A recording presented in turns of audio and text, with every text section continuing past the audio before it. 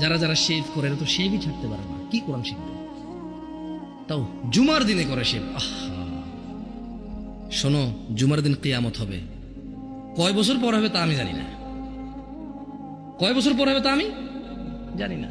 আপনারা তো জানেন যে আল্লাহ সুবহানাহু ওয়া তাআলা জুমার দিনে কিয়ামত হবে। দিন কি বার? দিন কি বার? যেই বারে তোমার দেশে সিনেমা রিলিজ হয়, কারণ তুমি ওটা দেখবা, ও জানে। আজকে ছুটি না, আজকে কি ছুটি? সো সিনেমা আজকে রিলিজ হবে যাতে তোমরা সবাই যা দেখতে পারো। ওই দিন পৃথিবীটা ভেঙে চুরমার হয়ে যাবে।